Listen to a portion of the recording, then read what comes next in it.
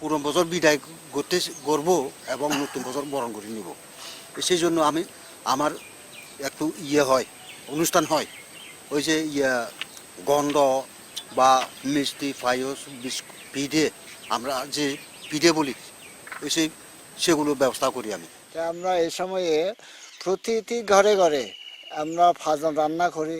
ফাজন ছাড়াও অনেক প্রকার মানে জাতীয় পিঠে, নানা রকমের চাকমাদের সাইনে পিঠে, বিনি পিঠে, বড়া পিঠে, অনেক অনেক কিছু মানে চাকমা ঐতিহ্য তৈরি করে। আর সে বাদেও আমাদের যে দেশের যত কিছু লুডুস, নানা রকম পায়েস, এই সমস্ত পায়েস ঠায়েস এই সমস্ত তৈরি করে আমরা অতিথিদেরকে আপ্যায়ন করি।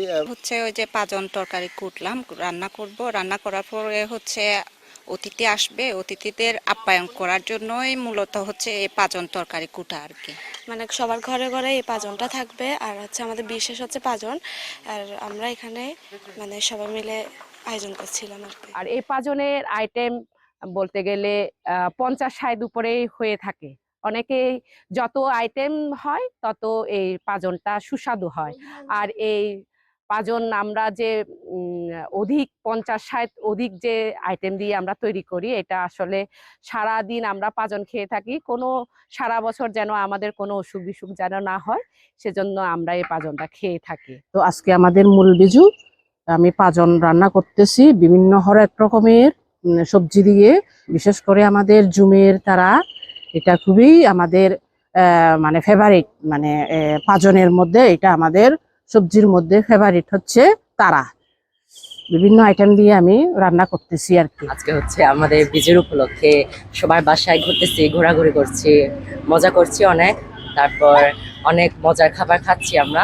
অনেকগুলো বাসায় যাওয়ার পরিকল্পনা আছে, মিনিমাম লাইক 7টা বাড়িতে যাওয়ার পরিকল্পনা। আজকে তো পিছু আমার বন্ধুদের সাথে অনেক বাসায় যাব, অনেক বাসায়।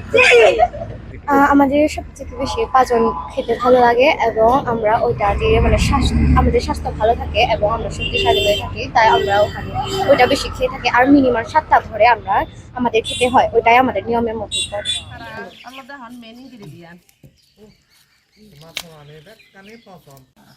আমার